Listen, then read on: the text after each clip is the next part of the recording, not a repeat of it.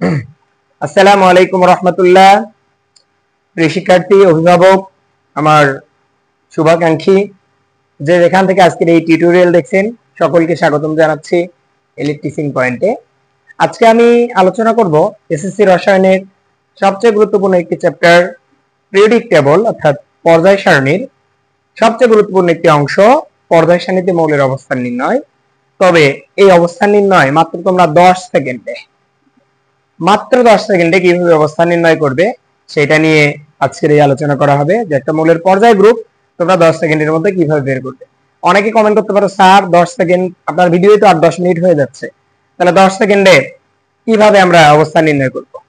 বিষয়টা হচ্ছে, তুমি যদি আমার এই ক্লাসটা শুরু থেকে শেষ পর্যন্ত দেখো, তাহলে পর্যায় সারণীর প্রথম 36টি মৌলের পর্যায় ও গ্রুপ নম্বর, প্রথম 36টি মৌলের পর্যায় ও গ্রুপ নম্বর তুমি মাত্র 10 সেকেন্ডে বের করতে পারবা। গ্রুপ নম্বর মাত্র 10 সেকেন্ডে বের করতে পারবা।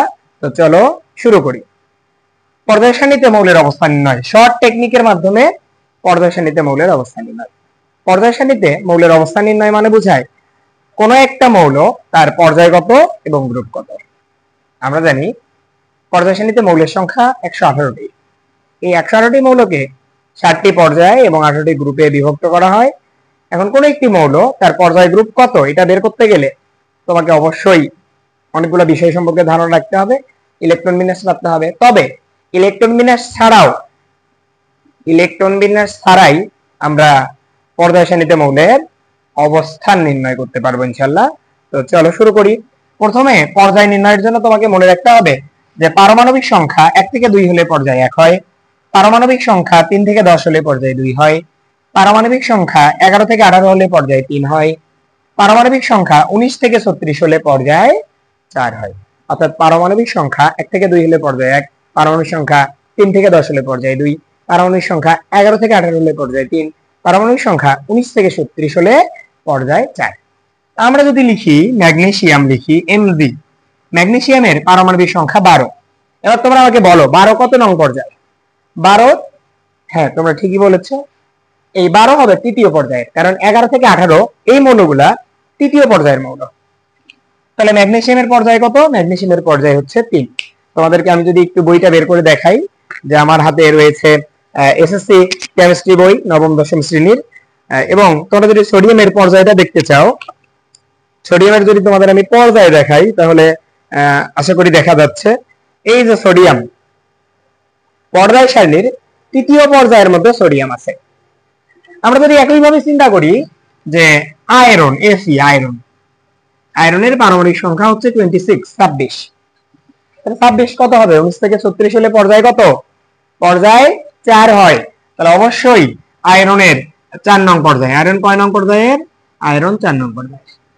আমরা যদি এবার লিখি কার্বন, পারমাণবিক সংখ্যা যার 6, তাহলে 6 কোথায় আছে? 3 থেকে 10 এর মধ্যে, তাহলে দ্বিতীয় পর্যায়ে। তাহলে কার্বনের পর্যায় হবে 2। আশা করি তোমরা বুঝতে পেরেছো। 36টা মৌলের এনি মৌল, যে কোনো মৌল তুমি জাস্ট মনে রাখবে 1 থেকে 2, 3 থেকে 10, 11 থেকে 18, 19 থেকে 36। এই চারটা যদি তুমি মনে রাখতে পারো, তাহলে 36টা মৌলের যে কোনো মৌলের তুমি পর্যায় বের করতে পারবে। আমরা যদি আরো দুই একটি উদাহরণ দেখি, আমরা লিখতে পারি যে ক্রোমিয়াম, ব্যতিক্রম যে ইলেকট্রন বিন্যাস দেয় যে মৌল, 24 পারমাণবিক সংখ্যা, তাহলে অবশ্যই কত হবে? চতুর্থ পর্যায়ের মৌল। আমরা যদি লিখি লিথিয়াম, পারমাণবিক সংখ্যা যার 3, তাহলে 3 কোথায় আছে? 3 আছে দ্বিতীয় পর্যায়ের মধ্যে। তাহলে লিথিয়ামের পর্যায় কত? লিথিয়ামের পর্যায় 2। তো আশা করি তোমরা এই পর্যায় নির্ণয়টা বুঝেছো। এবার আমরা গ্রুপ নির্ণয় দেখব। এবার আমরা কি নির্ণয় দেখব? এবার আমরা দেখব গ্রুপ কিভাবে নির্ণয় করা যায়। প্রিয় শিক্ষার্থীরা, গ্রুপ নির্ণয়ের জন্য তোমরা দুটি নিয়ম মনে রাখবে। আজকের ক্লাস ছাড়াও আমি ডিটেইলসে ইলেকট্রন বিন্যাস সহ কিভাবে তোমরা গ্রুপ নির্ণয় করবে, পর্যায় নির্ণয় করবে, ওই ক্লাসে দিয়ে দিব ইনশাআল্লাহ। পারমাণবিক সংখ্যা 13 থেকে 18 পর্যন্ত কোন মৌলের পারমাণবিক সংখ্যাই তার গ্রুপ নম্বর। অর্থাৎ কোন মৌলের পারমাণবিক সংখ্যা যদি 13 থেকে 18 এর মধ্যে থাকে, তাহলে সেই মৌলের পারমাণবিক সংখ্যাটাই হচ্ছে তার গ্রুপ নম্বর।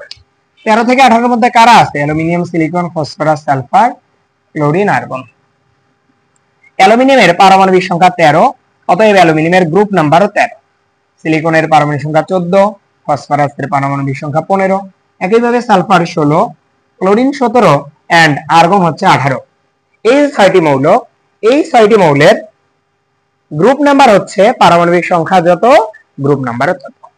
যেহেতু অ্যালুমিনিয়ামের পারমাণবিক সংখ্যা 13, তাহলে অ্যালুমিনিয়ামের গ্রুপ 13, সিলিকনের পারমাণবিক সংখ্যা 14, এর গ্রুপ 14, ক্লোরিনের পারমাণবিক সংখ্যা 17, এটার গ্রুপও 17, এন্ড আর্গনের পারমাণবিক সংখ্যা 18, গ্রুপ 18। তাহলে আমরা এটা মনে রাখবো যে 13 থেকে 18 হলে যে মৌলের পারমাণবিক সংখ্যা যত, তার গ্রুপ নম্বর তত।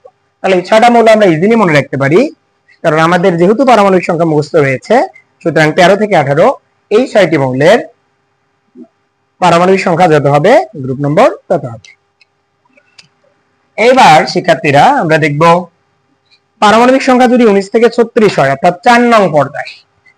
4 নং পর্যায় মানে পারমাণবিক সংখ্যা 19 থেকে 36। এবং শিক্ষার্থীরা সবচেয়ে যে ভয়টা পায় সেটা হচ্ছে 4 নং পর্যায়ে 18 পরের মৌলগুলো সাধারণত মনে থাকতে চায় না, গ্রুপ পর্যায়ে অনেক সমস্যা হয় আমাদের। তো আমরা এই ক্ষেত্রে কি করতে পারি, আমরা একটা মৌল চিন্তা করলাম Fe, আয়রন। আয়রনের পারমাণবিক সংখ্যা 26। যদি কোনো মৌলের পারমাণবিক সংখ্যা 19 থেকে 36 হয়, অর্থাৎ পারমাণবিক সংখ্যাটা যদি 19 থেকে 36 এর মধ্যে থাকে, তাহলে সেই মৌলের গ্রুপ নম্বর হবে 18 চেয়ে যত বেশি সেটাই তার গ্রুপ নম্বর। পারমাণবিক সংখ্যা 19 থেকে 36 হলে কোন মৌলের পারমাণবিক সংখ্যা 18 চেয়ে যত বেশি সেটি তার গ্রুপ নম্বর। বুঝো নাই? চলো ক্লিয়ার করে দিচ্ছি। আয়রন 26, তুমি গণো তো 26 18 চেয়ে কত বেশি? 19, 20, 21, 22, 23, 24, 25, 26, অর্থাৎ আয়রনের গ্রুপ হবে 8। আয়রনের গ্রুপ কত হবে? 8 হবে। আমরা লিখলাম ক্যালসিয়াম, ক্যালসিয়ামের পারমাণবিক সংখ্যা 20, তাহলে ক্যালসিয়ামের গ্রুপ কত? 18 চেয়ে কত বেশি ক্যালসিয়াম? 19, 20, 2 বেশি, তাহলে ক্যালসিয়ামের গ্রুপ 2। আমরা লিখলাম,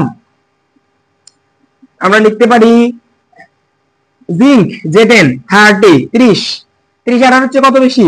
30 18 চেয়ে 12 বেশি, তাহলে জিঙ্কের গ্রুপ 12। তুমি লিখতে পারো ভ্যানাডিয়াম 23, 23 18 চেয়ে কত বেশি? 23 18 চেয়ে কত বেশি? 19, 20, 21, 22, 23, 5, তাহলে ভ্যানাডিয়ামের গ্রুপ 5। আমি যদি তোমাদেরকে একটু দেখাই পর্যায় সারণীর গ্রুপ নাম্বারটা, যদি তোমাদেরকে আমি দেখাই তাহলে তোমরা বুঝতে পারবা। প্রথমে দেখো আয়রনের গ্রুপ 8, 18 চেয়ে কত বেশি? 8 বেশি, 18 চেয়ে 8 বেশি। তোমরা দেখো যে 8 নং গ্রুপের মধ্যে, এই যে গ্রুপ 8 নং গ্রুপের মধ্যে আয়রন আছে। এরপরে ভ্যানাডিয়াম 5 নং গ্রুপে, এই যে 5 নং গ্রুপের প্রথম যে মৌল, এই মৌলটা ভ্যানাডিয়াম। এরপর ক্যালসিয়াম 2 নং গ্রুপের, ক্যালসিয়াম 20, 18 চেয়ে 2 বেশি।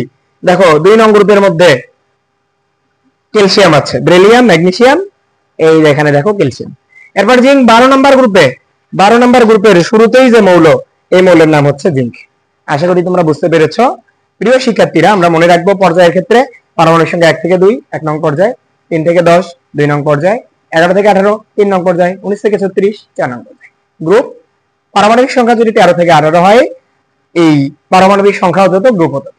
এবং 4 নং পর্যায়ের ক্ষেত্রে 19 থেকে 36 এর ক্ষেত্রে আমরা মনে রাখবো পারমাণবিক সংখ্যাটা 18 চেয়ে যত বেশি সেটাই তার গ্রুপ নম্বর। আমরা যদি ক্রিপ্টন চিন্তা করি, Kr36, ক্রিপ্টন 18 চেয়ে কত বেশি? 18 বেশি, তাহলে ক্রিপ্টনের গ্রুপ নাম্বার হবে 18। একই ভাবে তোমরা যদি চিন্তা করো যে ম্যাঙ্গানিজ Mn, ম্যাঙ্গানিজের পারমাণবিক সংখ্যা কত? 25, তাহলে 18, 19, 20, 21, 22, 23, 24, 25, 7, তাহলে ম্যাঙ্গানিজের যে গ্রুপ নম্বর, এই ম্যাঙ্গানিজের গ্রুপ হবে 7। আশা করি তোমরা বুঝতে পেরেছো। তোমরা অবশ্যই এলিট টিচিং পয়েন্ট চ্যানেলের সঙ্গে থাকবে। যারা elite teaching point YouTube channel subscribe করোনি, অবশ্যই সাবস্ক্রাইব করবে। এবং এই ভিডিওর কমেন্ট বক্সে আমি এই ক্লাসের লিংক এবং পর্যায় সারণীর পুরো, আমি তোমাদের বলেছি পুরো ফ্রিতে পেইড ব্যাচের মতো করে আমি তোমাদেরকে পর্যায় সারণী শেষ করে দেবো ইনশাআল্লাহ। সকলে ভালো থাকবে, সুস্থ থাকবে। আসসালামু আলাইকুম ওয়া রাহমাতুল্লাহি ওয়া বারাকাতুহু।